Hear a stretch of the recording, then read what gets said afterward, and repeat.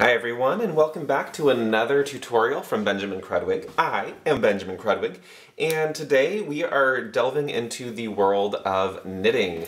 So I've basically only done crochet tutorials here on this channel, and I think I've done a couple of spinning tutorials here. I've had requests in the past to do knitting tutorials, so I thought at the end of this year I would start delving into the basics of knitting, and then next year in 2021 I'll start getting into some of the other techniques involved in knitting. What you're going to need to start knitting is obviously a pair of knitting needles.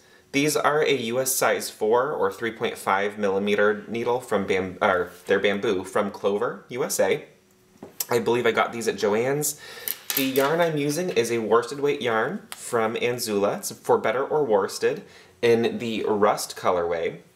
And I have mine prepared in a ball. If you do a center pull ball, you can also do that. I like to hand wind my yarn every now and again, just it feels nice. You do not want to knit directly from the skein. That's a big no-no. You'll get tangled almost immediately. And then you also just need a pair of scissors to cut your yarn when you are going in between things. A lot of people think that you need to get really big chunky knitting needles in order to begin. I'm not a big believer in that. What I would recommend is making sure that you get needles that feel good in your hands, like the size that feels good in your hands. That could be a size 10, which is a pretty common size for people. Some folks go all the way up to a size 13 or 15 when they're beginning, and that's totally fine. But I think that if you want to learn how to knit, and you want to knit specific kinds of things like shawls or hats, start learning how to knit with the size of needles and the size of yarn that you want to end up knitting with. The skills are the same, it's just going to be maybe a different learning curve if you have issues there with the sizing of your needles. Alright, so I'm going to teach you two different cast-ons that are my favorite, and you can use this for using with straight needles or circular needles, whatever it is that you're using, they work on both. And I'll give you the benefits of each one. So the first one is going to be your basic backwards loop cast-on. Alright, so for a backwards loop cast on, what you need to do first is create a slip stitch, or a slip knot. So I have the tail end of the yarn on this side, I have the working end of the yarn on this side, and if you're left-handed you can just switch this method, not swatch. Ha! That's a knitting joke for you, I guess. And then what I'm going to do is bring the working yarn over the tail end, create a loop, and then pull a loop through that loop and just tighten slightly. So what happens when you put this loop on your knitting needle and you pull the working yarn, it'll snug up a little bit. Alright, so once you have your slip stitch on your needle, what you're going to do is take your working yarn, and what I like to do is over my index finger here, create a loop, and then bring the needle through that loop. But what I'm going to do is I'm going to orient my finger so it's pointing the same direction as the needle, and put it on the needle. So I come from underneath the yarn, rotate, bring my needle and my finger in the same orientation,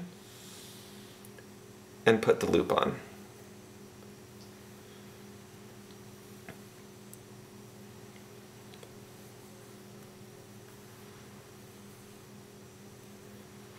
So you can see, as you get good at it, you'll get a certain rhythm with your cast on.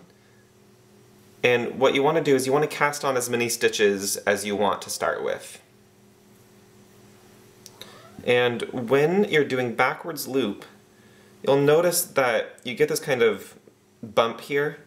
You just want to make sure that that is secure, because otherwise it starts to get really loose and funky as you start knitting. Alright, so that is the backwards loop cast on. And for right-handed folk like me, usually the needle is in your left hand and you're using your right hand to do the loops. The next one that we're going to do is the long tail cast on. And the benefits of this one, I find it gives you a cleaner edge on the bottom of your knitting. And I find that it causes fewer problems later on. It's a little bit more complicated, however, I really like it. So for this one, you need to have a little bit more foresight in how many stitches you're going to need for your cast on. With the backwards loop, you can just keep going and going and going until you run out of yarn. With the long tail cast on, you need to know beforehand how many stitches you're going to need on your needles. So say I'm going to do a scarf that's 30 stitches wide, I'm going to need to be aware of that. So for this swatch, we're just going to do 10 stitches wide. And what we're going to do is to calculate how much yarn we're going to need for the cast on. I'm going to take my yarn, I'm going to leave a bit of a tail. I'm going to wrap it around my needle 10 times. So 1, 2, 3, 4, 5, 6, 7, 8, 9, 10. So that's 10 stitches there. And I'm just going to pinch a little bit down the line here. And at that point, I'm going to give myself another inch or so. I'm going to create a slip stitch just like we did in the beginning. Alright, so now we have a tail side and we have the working yarn side. What we're going to do is we're going to take our needle in our right hand and place it on the needle, place the loop on the needle, and now you have two things. We have a tail and we have the working yarn. The tail you're going to put on the outside of your thumb, and the working yarn you're going to put on the outside of your index finger. And then you're going to grab it in your hand here. So now you have essentially a V that's attached to your needle coming from around your fingers. For me, I'm just going to snug that up a little bit. You're going to get a feel for tension. So when we're doing a long tail cast on, you're going to come from around the outside of the thumb, bring your needle underneath, and then you're going to come over to the yarn that is coming from your forefinger, bring your needle underneath, come through that loop that's on your thumb, and you're going to pop that loop off of your thumb and snug it up on your needle here. So let's do that again. I've just scooped my thumb back in that loop. We're going to go on the outside of the thumb and underneath that yarn, come around and snag the yarn coming from over the forefinger, bring that loop through the loop that's on our thumb, release the loop on our thumb, and tighten. So I'll do that again.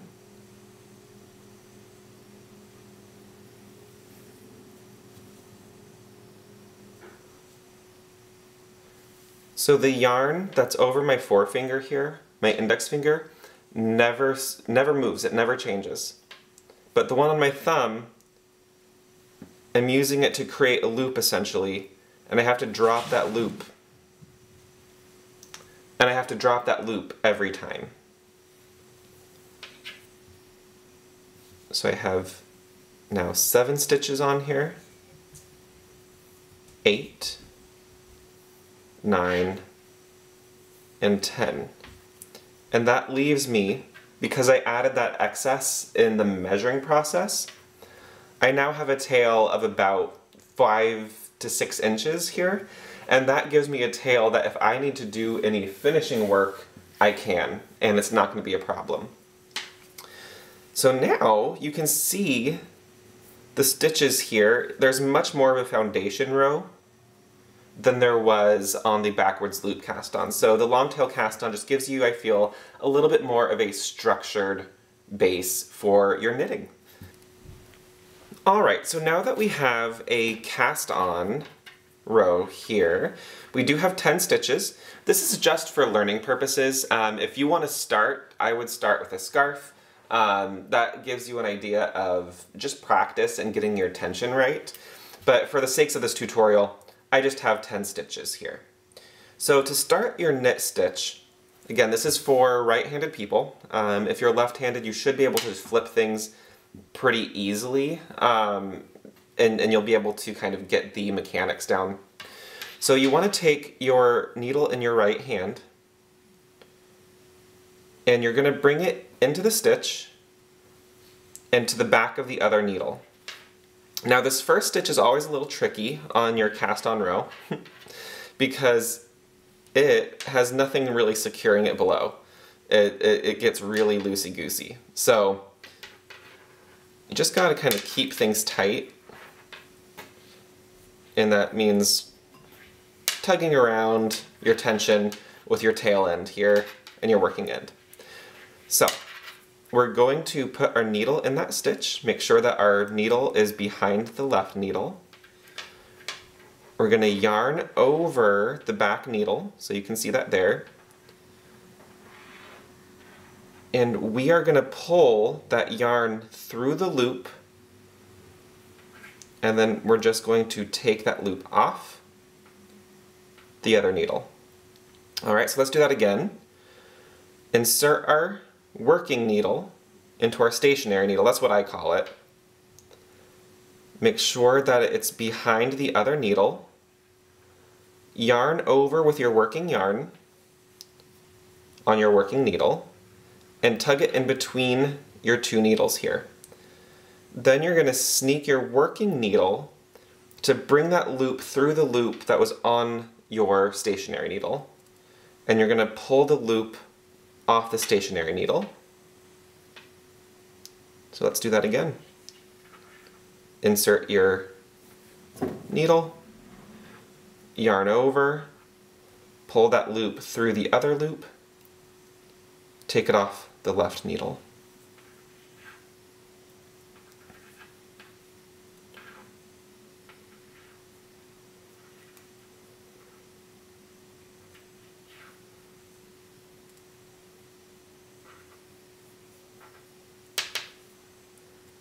And you will get a rhythm once you feel practiced. Now, I just have the yarn wrapped around my hand about once to give me some tension. There's different ways. People sometimes hold it like this. Some people hold it multiple times. It just depends on the yarn that you're using and the size of needles that you're using. Whatever you feel comfortable with, you're going to find the balance for you.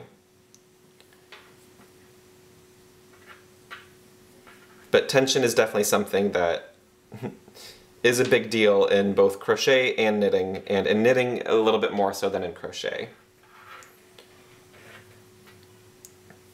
Okay. So as I come up on this last stitch here, I'm going to just do the same thing. I'm putting my needle in underneath the other needle. They're both in the same stitch. And then I'm going to yarn over my working needle, tug it in between the two needles,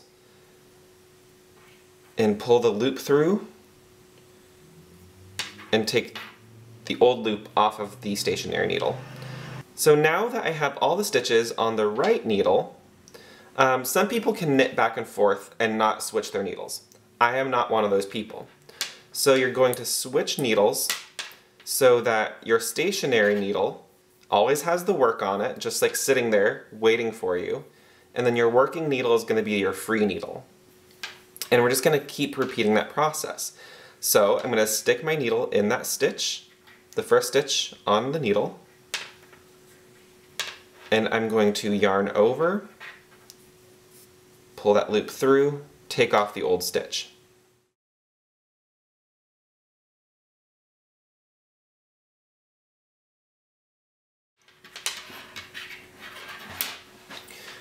One of the common issues when people start to learn how to knit is that they either drop stitches or pick up stitches on accident.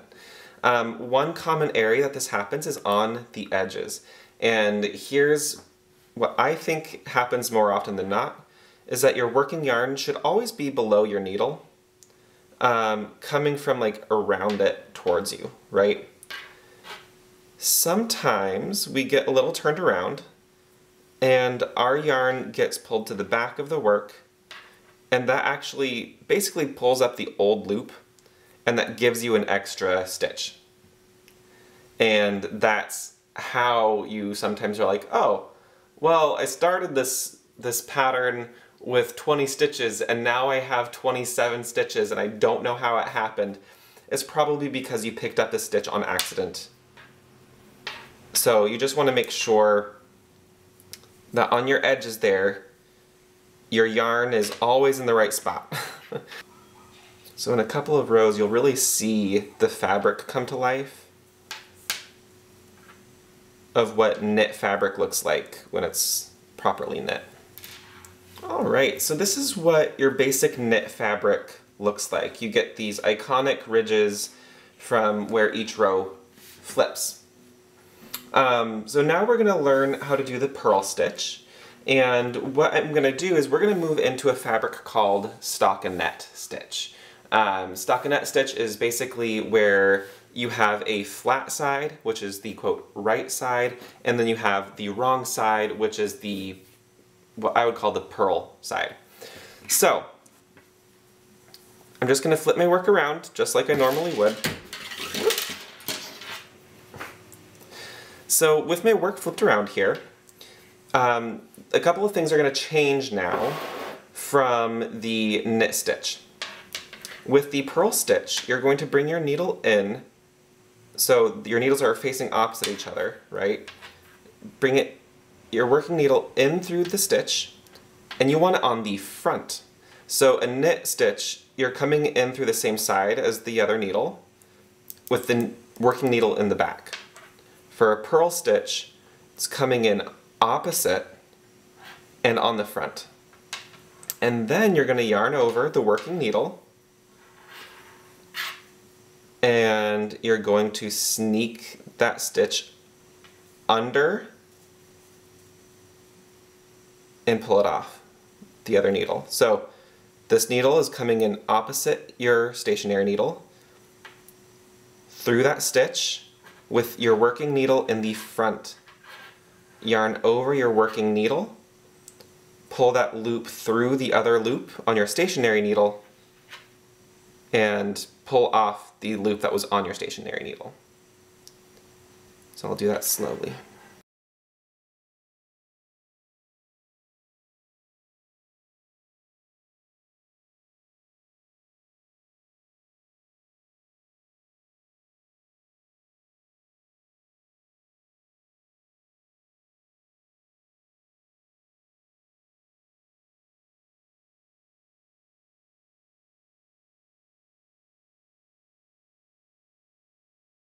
Okay, so in a stockinette fabric, you purl one row and you knit the next row. So I'm going to knit this row to return to the front.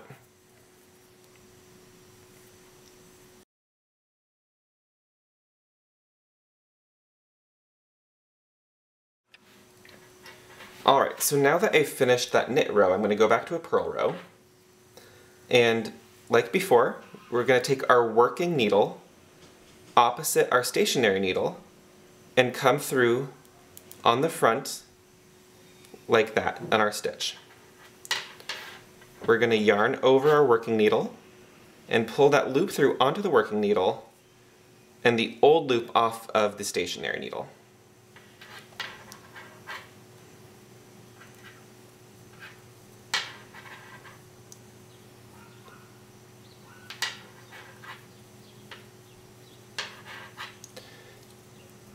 And I do end up holding my yarn a little bit differently when I purl than when I knit. I place it a little bit more, and that is okay. Whatever is most comfortable for you. And again, you'll find your own balance, your own style of doing things. So you can already see this is what stockinette fabric looks like. And that's created by doing one row of knit, one row of purl. And this is what we call the knit side. And this is the side that we call the purl side.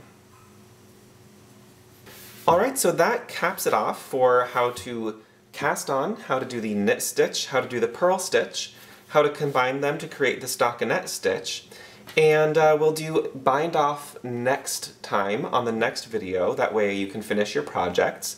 And please let me know in the comments below what other kind of knitting tutorials that you would like to see on this channel. I will be peppering them in along with more crochet tutorials, and again in the future I'll be doing some more with weaving and spinning, and potentially some other fiber arts. So let me know what you want to see here. Please follow me on the social medias, give this video a thumbs up, and subscribe to my channel. Don't forget to turn on the bell notification icon on, that way you get notified every time I make a video. And if you'd like to support the channel, you can head over to my Patreon, which there will be a link in the box below, if you want to contribute to the channel and make sure that I'm making more content. Alright, well thank you all so much for watching, and I'll see you in the next video. Bye.